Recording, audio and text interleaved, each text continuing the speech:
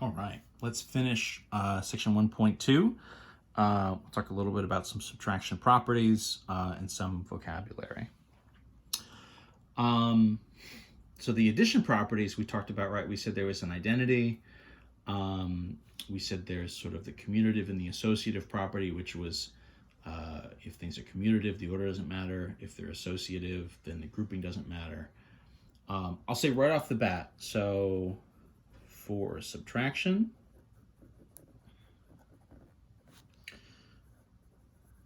the order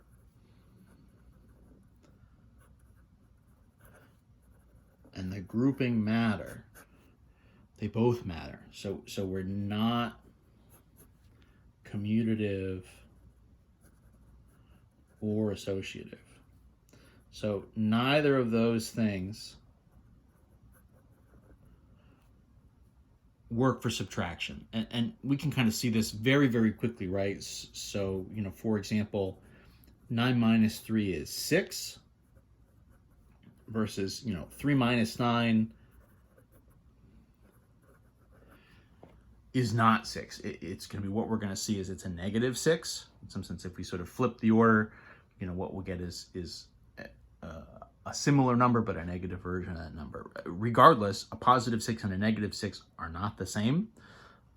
So that property does not work for us here. Same thing with the grouping. If I do something like 12, minus 4, minus 2, right? So one thing I know from here, I can't just change the order up at all, right? So I can't, it's got to be 12 and then 4 and then 2. If I start throwing parentheses on here and doing a little bit of a grouping, let's sort of see what happens. So this is 12 minus 4, right, which would be 8. And then 8 minus 2, right, would be 6. Okay? That seems innocent enough. Right? What about if I compared that to, so, right, minus 4 and minus 2. What if I throw my parentheses here? So now what I'm doing is I'm saying, okay, so 4 minus 2, right? So that would be 2. And then I'm saying 12 minus 2. Well, 12 minus 2, now that's only 10. So those two things, right? I'm getting a 6 on one side, I'm getting a 10 on the other. Just by throwing essentially random numbers in there and just changing the placement of the parentheses, I'm clearly getting two different answers.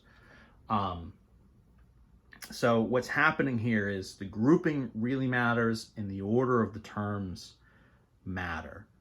Essentially, if I'm subtracting, that subtraction sign, that negative sign, travels with your number. We'll kind of get into this more later. But if I do, subtract a 4 minus a 2, I'm really only subtracting off a 2 here. There's like double negative action that sort of starts to happen. In any event, just for now, what we need to know is those properties do not work. Everything is very important. This means we have to be very particular about how we write everything. If we're ever doing something where we're using a calculator to do a quick subtraction to sort of check our work, the order we put the subtraction into the calculator makes a difference, right? How we're doing it, how we're grouping it, all that stuff has an impact. What about properties of 0? So a couple things. If I do A and I subtract 0 away from it, I'm just going to be left with the same number again, right? So for example, 16 minus 0 is 16. So kind of in that position, it acts like an identity. It doesn't work the other way though, right? 0 minus A is not going to get me A. That would get me, in theory, a negative value, which again, we'll sort of talk about in chapter 2. So that's no good. That's not anything. The other property that happens here is if I have a number and I subtract it from itself, what the result is 0, right? So, for instance, if I do 8 and I subtract 8 away from it, well, I'm taking away everything I've got, so I'm sort of left at 0. So that's, in some sense, sort of a rearranged version of an addition identity, even though it sort of keeps 0 from sort of being a true kind of subtraction identity. What else? Some of our vocabulary. So what are the different words that would sort of indicate subtraction if we kind of saw them in a story problem or just out in the world somewhere? The big ones. So obviously just saying subtract counts. Minus would work, right? So there can be a little bit, I'll give you a couple examples here where we talk about the order of everything, because again, the order matters. If we say, fewer or fewer than, right? Less than. We said before the word difference, right? The difference or difference between will indicate subtraction.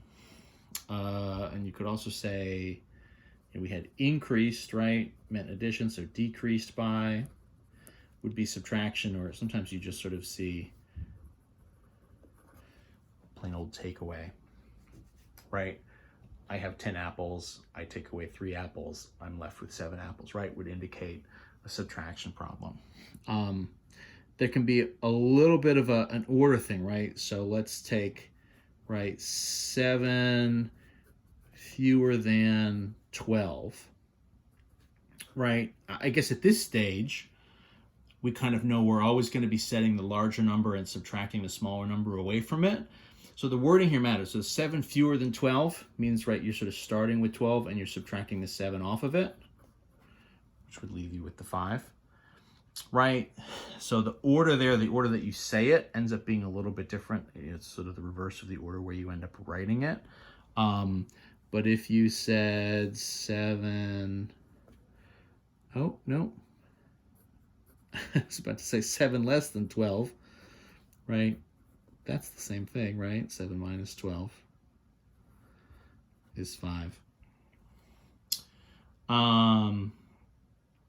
If you just say subtract or decreased by, right? So if I said 12 decreased by 7, well, that one, right, would get us 12 minus 7, and that would just be your 5.